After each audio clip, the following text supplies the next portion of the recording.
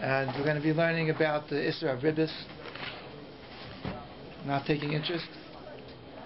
So hopefully, that's one of the old jokes about RIBIS. Anyway, everybody got it. No interest. So anyway, I brought some chumashim here. I think it's worthwhile for us to look inside.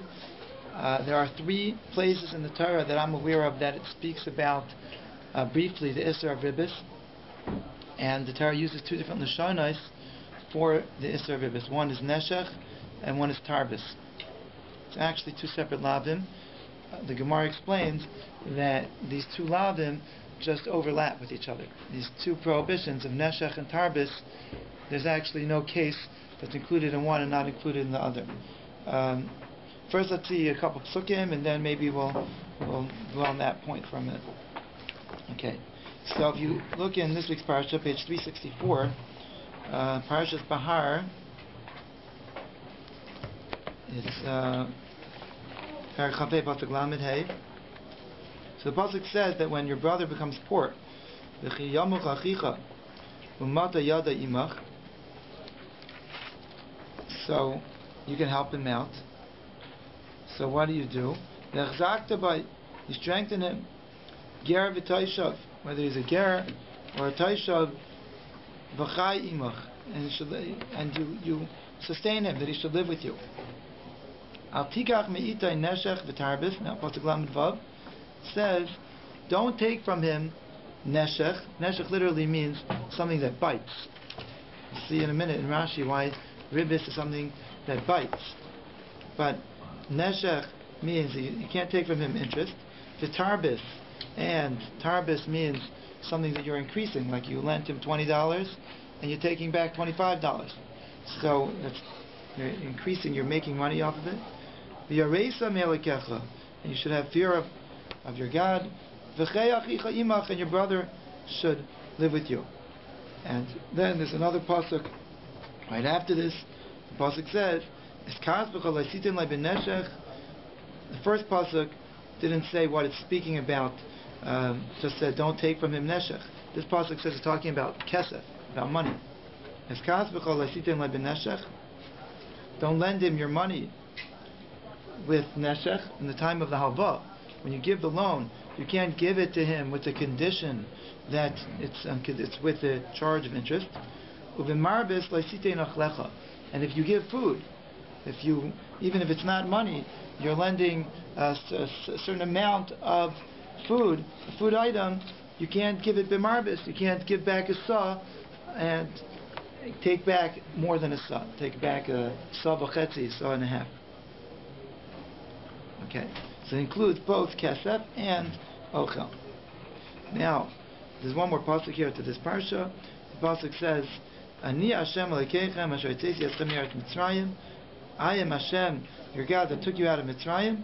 L'seis lachem es eretz Canaan, li'os lachem le'elokim. Now, to take you to Eretz Yisrael, to be for you as a God. It doesn't mention Yitzias Mitzrayim by all of the dinim in the Torah. It's an interesting thing that it mentions it here. And one of the reasons Rashi brings over here, if you look in Rashi in Pasuk Lamed Ches, the Gemara speaks about this as well. Rashi is quoting the Gemara. The Gemara says, Asher Tzeisi v'gomer. I'll explain it briefly before we look inside. The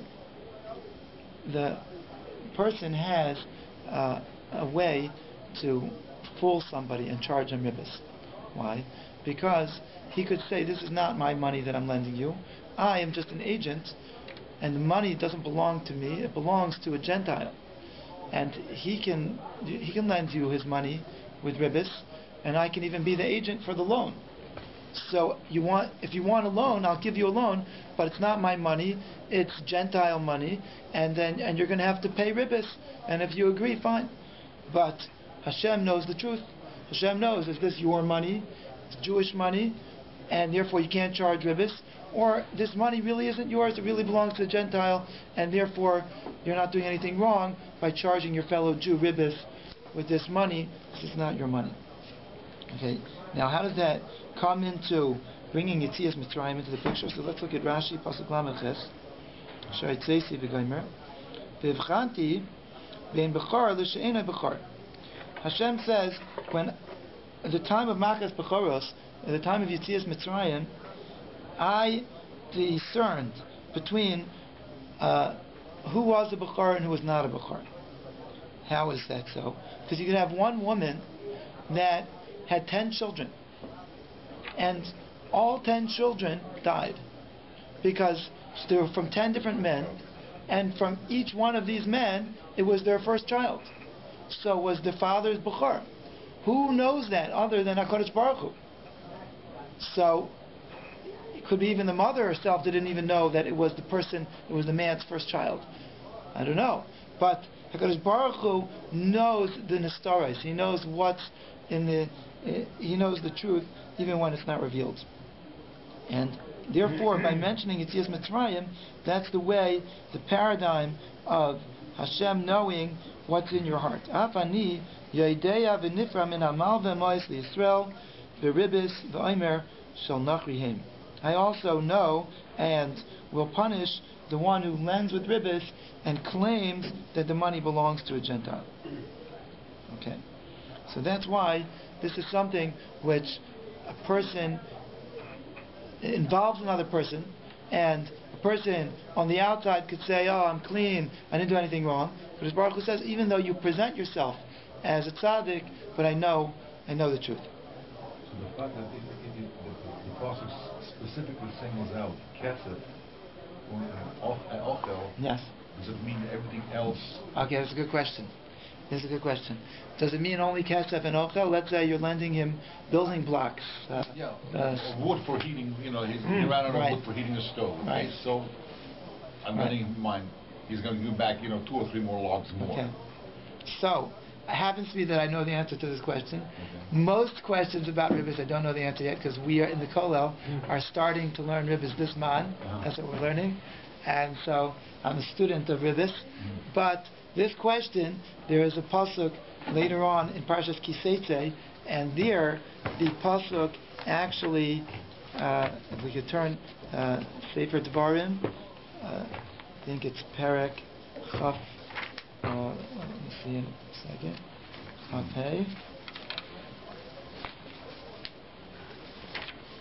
Now, Chaf Gimel. Second. Yeah, Perek Chaf Gimel, pasuk Chaf, and there's an additional pasuk which answers your question.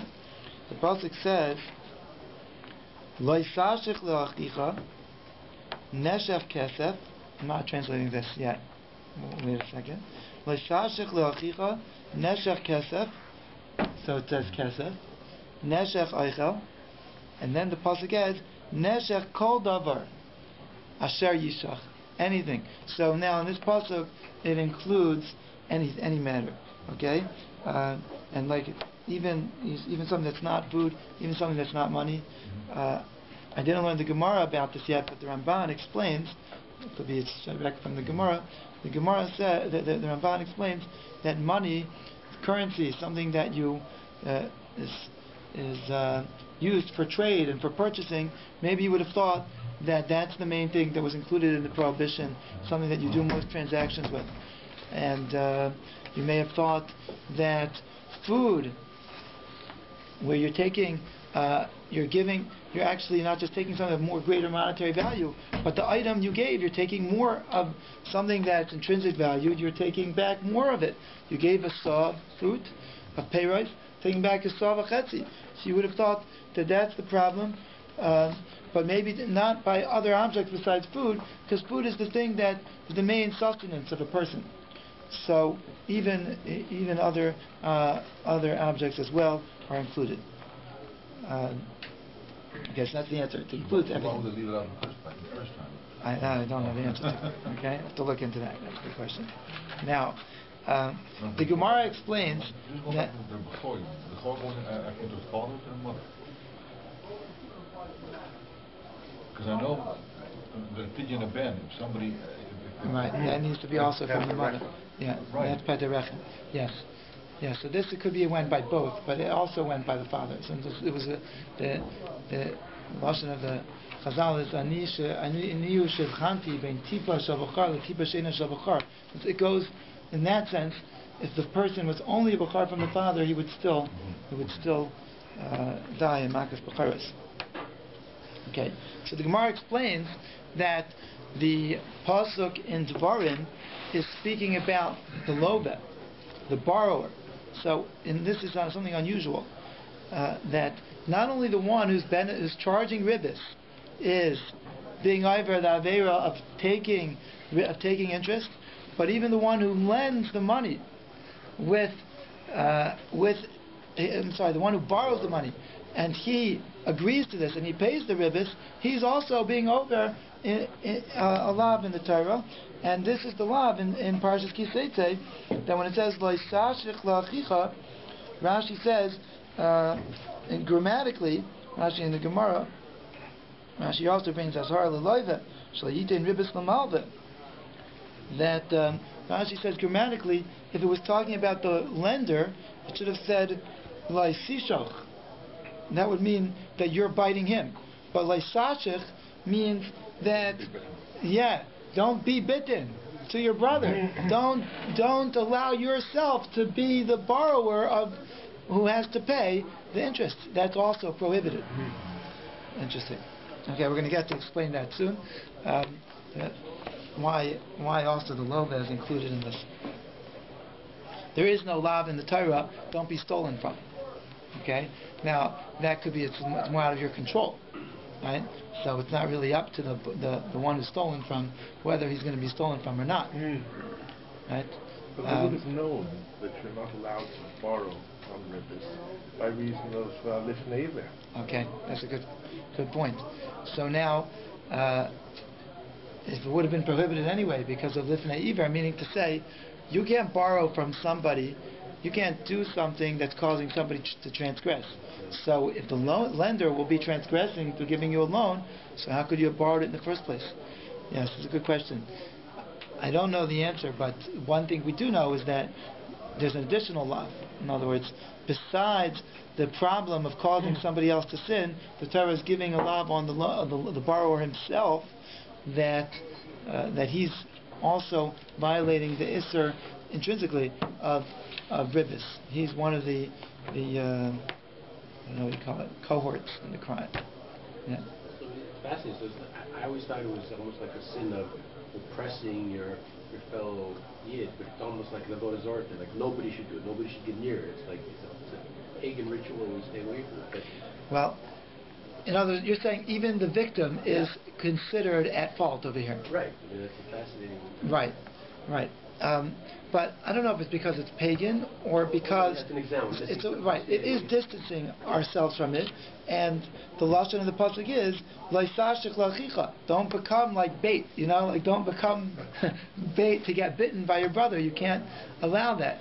And but we could definitely understand that it would be sometimes a big nisayon for a person if they really, really need money, and they could get a loan from a Jew who was willing to lend them with RIBIS, and they're not allowed to take this loan. The Ramban says a very short explanation for why the Torah also included the loiva and the RIBIS, and he says that we don't find that the Torah includes the victim by any other dinei mamonos. If somebody wants to allow his property to become damaged, right, or lost, he could allow his property to get damaged by others or taken advantage of. But, says the Ramban, because of the widespreadness of how common this Aveira is, the Torah says to the Lova also not to participate. In other words, it needs extra harchaka, it sounds like the Ramban, because we need an extra measure to distance ourselves from it, because it's something that is so widespread, lending with interest. And therefore, everywhere else, why would you allow yourself to become a victim? Why would you care about your money? You care about your things. And if you don't care, so the Torah doesn't care for you, so to speak. But here, where it's so widespread, the Torah wants to make sure this doesn't creep into Klal Yisrael. But there are situations where a person can, in fact, charge interest because of other circumstances. Right. There's something called Heter Iska, which I'm not going to get into today. But there are ways of making it that it's not just charging interest. It's making it a business deal, which you have a possibility of losing money also, and not just gaining money. And then it's not just you're taking advantage of somebody. In the sense that, for example, Reuven goes to the bank doesn't want to give him credit. I want to lend him money. I haven't got the money, but I will go. But because I have good credit, I will go to the bank and I will borrow money, but I have to pay interest. So, by lending that money on which I'm paying interest to Reuven, does Reuven have to pay me back so I can pay back to the bank? I don't know, but I don't think it matters how you got the money. How did you get this money? Because you bought a stock 10 years ago that was worth $1,000. Now it's only worth $500. So could I lend somebody these $500 with interest to make back the money that I lost? No. The only reason I borrowed this money is because Reuven doesn't have good credit, so he can't go to the bank. I can. Otherwise, I wouldn't have borrowed the money because I didn't need it. Could you co-sign on him? You co-sign. Is it a Jewish bank? Okay, I don't know. If it's a Jewish bank, then for sure not. Then even the co-signers are included in the. No, that's the bank over here. I don't know. Well, that's the bank over here. I warned in the beginning of this year that I'm a student of RIBIS, just learning the halachas. So it's good that you're bringing up all the different issues that could come up. There's a great book out. There's more than one book out. But there's one from Rabbi Reisman they have in the Kollel, all about the topic of interest, and written very clearly in English. Another one locally written, I forgot the name of the author. Anyway, okay, in English. That book's in English, the halachas of RIBIS. Okay, so there's one more parasha. So far we have two. The one in Parshas Bahar is talking about the Malva, and it doesn't include, like you mentioned, that even things besides Kesef and besides Ochel, it only in the pasuk in Kiseitze is talking about the borrower, and that includes even other things besides Kesef and besides Ochel. The Gemara learns out one from the other, so everything is included both by the Malva and the Lova. But there's one more place in the Torah I'm familiar with, in Parshas Mishpatim. See, Perek Chav Beis, page 222. It's the top of the page. Perek Chav Beis, pasuk Chav Dalet. And here the pasuk speaks about the mitzvah of giving your fellow Jew a loan. In Kesef Talves Ami, it's one of the few places in the Torah that im doesn't mean if, but it means when.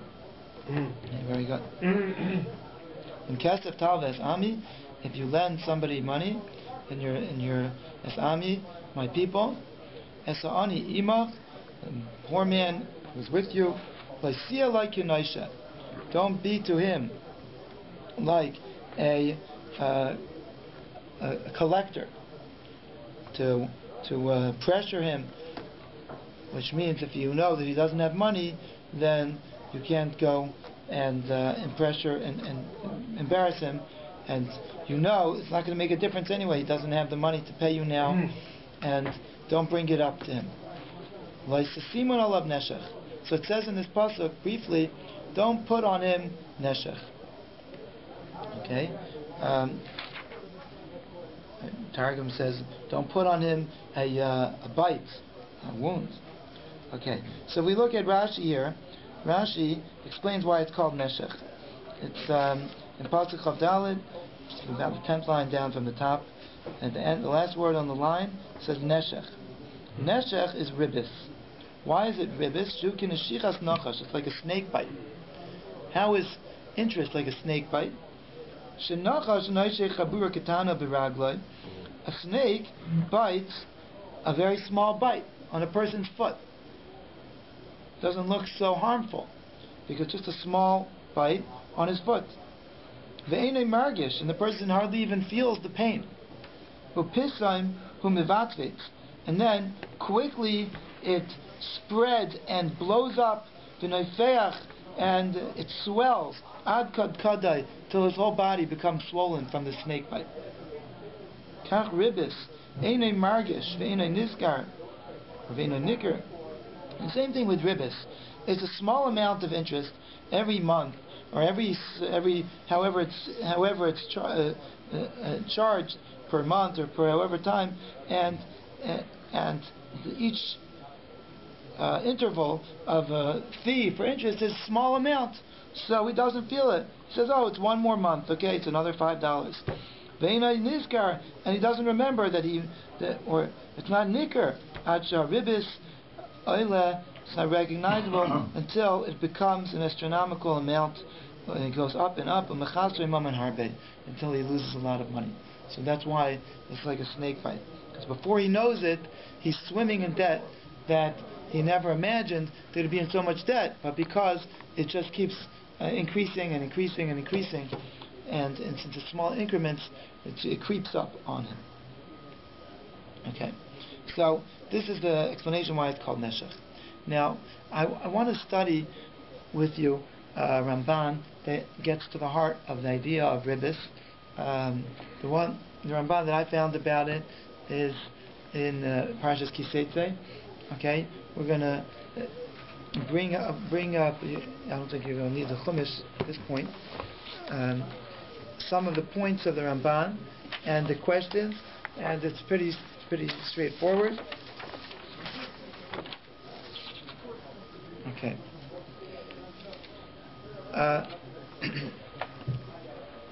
Okay. I am going to read inside, but it's not long reading because it's just a few words and then it's a concept to explain it. Okay. So the Ramban, the first point he makes is that we have by ribis something that is a mitzvah that makes sense, like we've explained, that if somebody else is being harmed and this is a mitzvah which we understand what the mitzvah is, but at the same time there's unusual aspects of this mitzvah. The first one is that the loiva, the borrower, is also included, and that's we don't find by any other damages or any other losses caused to a fellow Jew that the victim is included in the prohibition, only over here. Okay, that's that the Ramban says because the Torah wants because it's such a rugil thing, it's such an accustomed thing, that this is a standard practice, the Torah wants to distance us from it, to keep both parties away. Now, the other thing, a fascinating thing, is that the Torah permits giving ribis, lending with ribis to a Gentile. Okay, how do we know that? Because the pasuk says, "Leisashich le'achicha," to your brother, to another Jew, and to Ami, my nation. Pasuk says, right? So ani imach. So the idea is that somebody, another Yid, another Jew, you can't take interest from, but from a Gentile who wants a loan and he's willing to pay interest, you're allowed to lend him, even though it's with the condition of paying interest. Yeah, you could do that. Okay. So the question is, why is that? And to bring out the point, the Ramban says that we don't find such a thing, not by Gezel, not by Geneva. Like we find that Gezel Goy is Asr. Ramban says to steal from a Gentile is forbidden. So why is ribis permissible? Okay, so now this brings us to a fundamental of ribis. Why is it that ribis is prohibited, and why are you allowed to do that? You're not allowed to steal from a Gentile, so why are you allowed to lend to him with ribis? The Ramban says that we have to step back for a second and understand that the whole idea of not charging ribis is really a chesed. It's really a chesed. It's really a kindness, because why shouldn't you make money? You're going to lend money to somebody else, and what's he going to do with the money? Maybe he'll invest it and he'll make a lot of money. So I should sit back and I make nothing from my money, and this guy is making a lot of money, and I make nothing. Now, it could be if it's just for him to make an investment, and you could make the same investment, maybe you're not mechuyev to give him the loan. But the point is that there's a chesar and kiss. There's something. I'll call it a. You are. By you having this money, especially in today's day and age, just having the money in your pocket is worth something to you, because you could put it in the bank and make a set amount, and there's no question, there's no risk. And now, instead, you put it into a interest-free loan gemach, or you give a private loan to somebody, and this is at your own expense, so to speak. You could be making money and risk. And risk, because now maybe he won't pay you back. You're giving him money because you trust him, and because there's an RAV, guarantor, one guarantor, two guarantors. But still, if you have the money in your pocket, you hope that the insurance or your bank account is better than the insurance of at least with derech hateva. Seems like it's better. It's better. Would be better for you to hold on to your money. And so the point of the Ramban is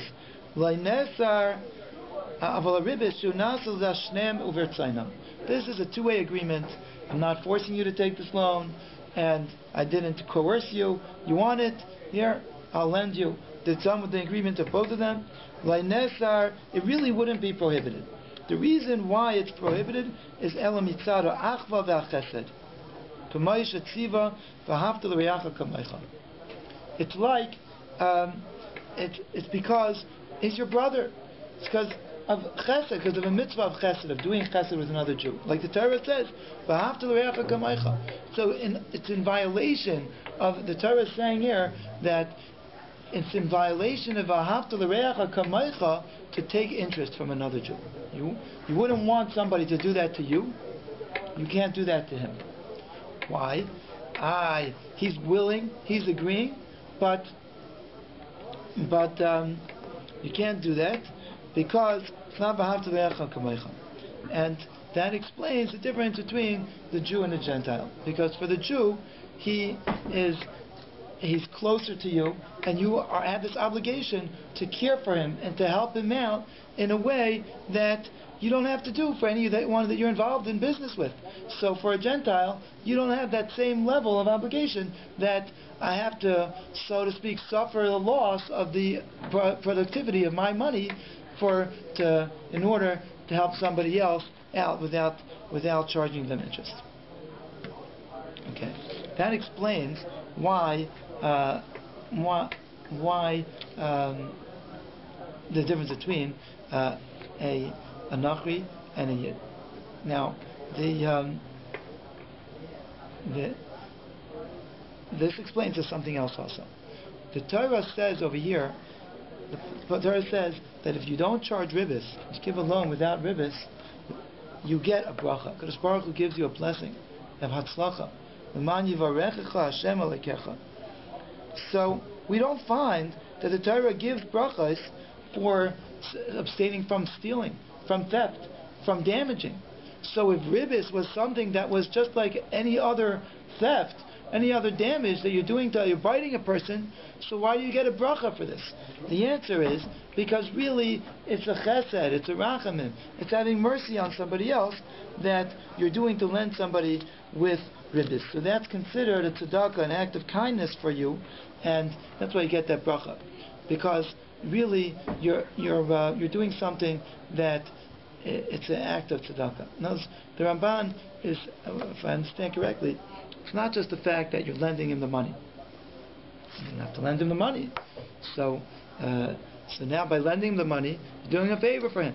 But it goes further than that. The bracha comes for not charging RIBIS.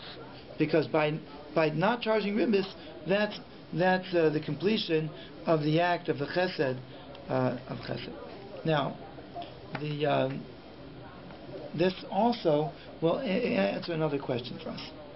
The question is that we find a parallel by one other mitzvah in the Torah, which is also this week Parshas Bahar. The halachas of Shemitah, the 7th year. One of the halachas of Shemitah is Shmitas Ksafim, which means that besides not working the land, if a person lent money, when the end of Shemitah comes, they can't. All the loans are absolved, and they can no longer recollect the loan from another Jew. Okay, so that's called Hashmatas Ksafim. So that only applies to another Jew. If you lent money to a guy, to a Gentile, your loans are not absolved. And there also, the Torah gives you a bracha. Because the point is that also is a chesed that is done with brothers. That the Torah says, and it's not, the chiddush here is for us that it's not optional chesed. Right? We think of chesed as, if I'm kind, then I'll be kind. I'll do kindness. But here, in these two instances, the Torah says, no, you have a mitzvah, you have an obligation to help your brother, and to absolve the loans by Shemitah, but the idea is chesed between brothers. So to a Gentile, when Shemitah comes, you don't have to absolve the loan. You could still collect it, because why not? That business goes on as usual. But when it comes to Shemitah, and everything becomes hefker, and the HaKadosh Baruch Hu says, I'm reminding you that everything really belongs to me, and all of your money really comes from the land that's really mine. And it's not your land. Even when the Beis HaMikdash was standing, and even when it's yours to give over to your children, and to their children, and to their children. And it's the Nachala that your family got handed down from when Klal Yisrael came in, from Yeshua ben Nun. Say, this is my land. No, it's not your land. The HaKadosh Baruch Hu says it's my land.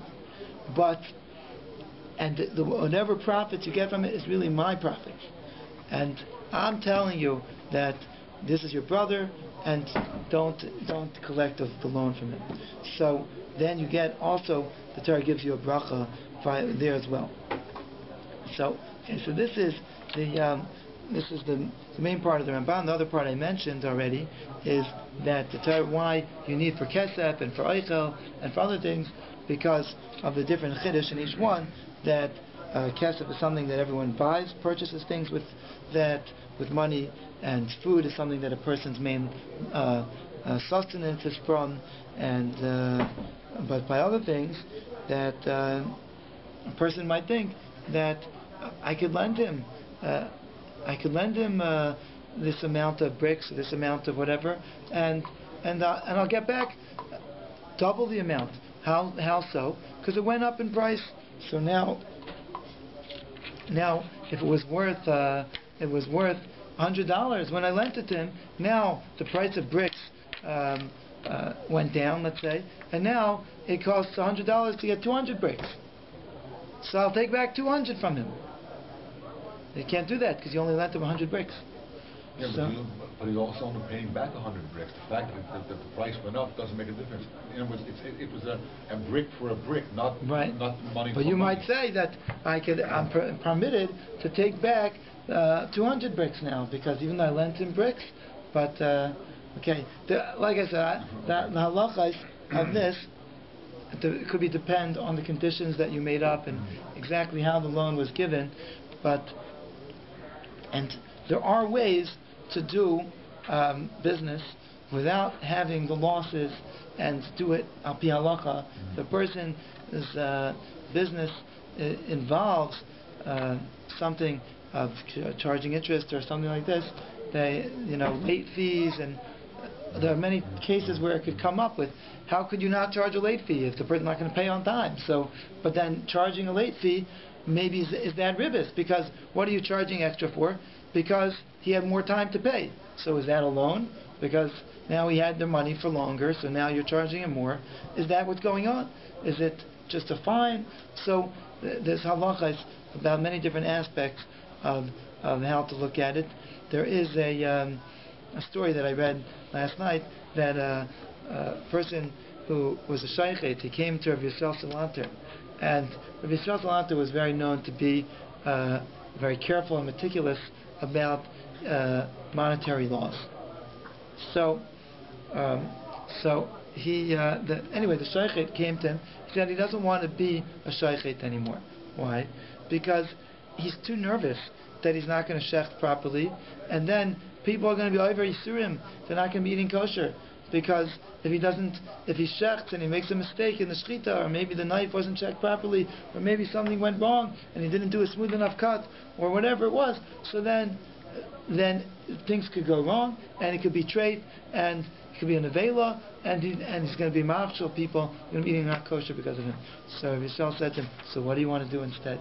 So he said, I'll open up a small business. I'll start buy and sell things.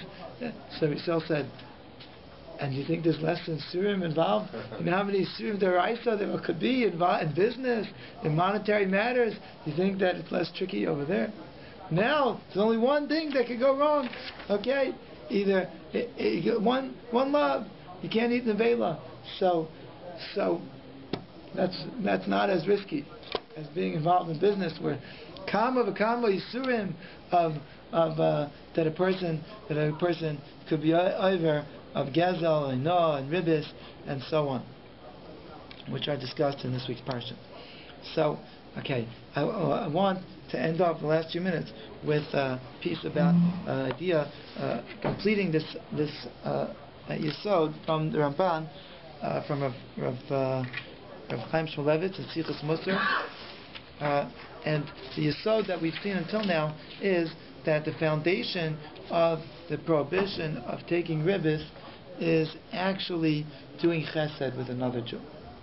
Now, the one thing that the Sichos Musar points out is the severity of charging ribis. In two places we find that the Gemara, the Chazal Darshan pasuk, it's actually a pasuk in Yechezkel, in the Navi, that says, "B'neshech nasan v'tarbis lokach v'chay lo yichla v'chay lo yichya." V'chay lo yichya means that a person who's involved in lending, who's lending ribis, won't have chayim to olam haba. In other words, that very severe, that a person could be denied tchias hamesim because they lend with ribis.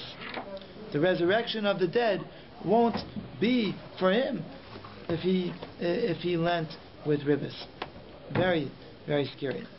And another place we find in the Medrash that the Medrash says on the same pasuk, says Shmais Rabbah, I guess it's in Parshas Mishpatim. The Medrash says that by all other aveiros we find that the Kodesh Baruch Hu has a din, and the malachim come in front of him. The angels come. Some malamed zchus. Some say some are defending angels. Some are prosecuting angels. But like it says, the pasuk by Yaakov says, "Va'isias Hashem Yoshev Akisai," Hashem sitting on His throne. The Chol Tzva Shemaim Oimdim, and the entire heavenly court system, all of the malachim are standing by Him. Oimdim Al Yaminai Usmailai, right? Yaminai means defending, and Smailai means prosecuting. But somebody who lends to another Jew with ribis, none of the angels are malamed zchus on him. As it says, "V'neshech nasam v'sar b'slokach v'chay lo yichya." There's no chance for him. There's no defense. There's no defense. Very, also a very scary thing. So, what's so terrible about it? And the Rav Chaim Shmulevitz says the following: that if you look where the Torah says the Isser of this is entitled Shleimas Hamaisa. Shleimas Hamaisa means doing something with a completeness, with a wholeness, in the correct way. So it's in Parshas Mishpatim. The Chaim Shmulevitz goes through the whole parsha of the Kesef Talves Ami, which is the parsha of Chesed, and part of the parsha of Chesed is this not taking interest. So the idea is that when a person does an act of Chesed, he has to do it right, and not do the act of Chesed, but in a very actual structure of the act, he is actually benefiting. And the truth is that he might be benefiting much less than the other person, because he might be taking a small amount of RIBIS, and he's giving a loan that this guy is very helpful to him. But at the same time, the structure of the action is that I'm making a little bit of money off of this. So don't do that. You have a brother, you have a haftarecha kamaycha. You wouldn't want somebody to do it, to act towards you like this, that at your time of need, at a time when he's being kind and he's doing chesed to you, now you are making money. You're making money off of it, off of the deal. That you're being marviach, you're gaining. If you're doing chesed, you're doing chesed, and that's why we cannot taint the act of lending money of somebody, which is such a high level, an act of tzedakah that a person is doing, that we cannot taint that with the personal gain of taking RIBIS. And even though a person will say, I'm just making what I would make anyway if I would have my money in the bank account. I'm not even looking to gain. I'm just looking not to lose from it. But you're doing an act of kindness. An act of kindness means giving. But you're giving, but you're taking back something. I want to answer a question that I'm bothered by. And I don't know if the answer is correct or not, but this is a question that bothers me and a possible answer. A person could give tzedakah and he could get covered for the tzedakah. A person could do a chesed, and the other people maybe have a karas hatov to him. Maybe they're going to do something back for. They're going to. That's one thing. I don't want to interrupt. That's one thing I still wanted to ask you. Is that the way I understood it when we first learned RIBIS back many years, is that if I lend money to somebody and because of that he was successful and he wants to repay for me lending him, he wants to give me a gift. He can't do that. Right, can't accept the gift. RIBIS. But that's his chesed towards me. Where do we draw the line? Right. If it's not something that he, I don't know the halachas l'maisa, but the way the Rabbeinu Bechai explains over here is that if it's something that anyway he's doing for you, he's used to doing for you, he doesn't have to stop doing that for you just because he gave you, just because you gave him a loan. But if you gave him a loan and now he's going to do something that he wasn't accustomed to doing for you before, besides paying you back, that gets into the problem of RIBIS, even though it's a gift, like, because he's so grateful to you, right? Okay, maybe there's ways to be market typed him. Okay, yes. I think part of the problem, though, is we're reading this today rather than going back in time, as my grandmother put it. Oh, Shalom. They lived in a small village.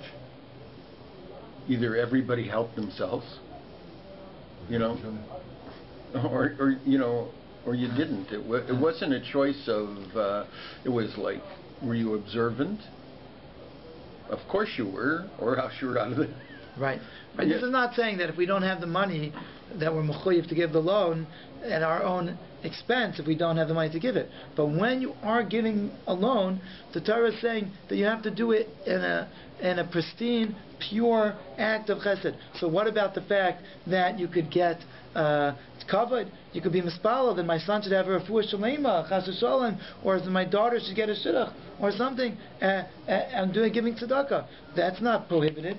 So I think that we could maybe make a distinction. The distinction is that the act of chesed there, in the structure of the act of chesed, is one of just giving.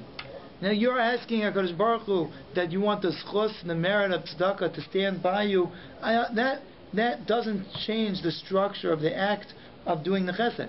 But if a person at the same time is giving the loan, it's built into the action that he's going to get a monetary extra payment, that he's getting more from what he lent than what he gave.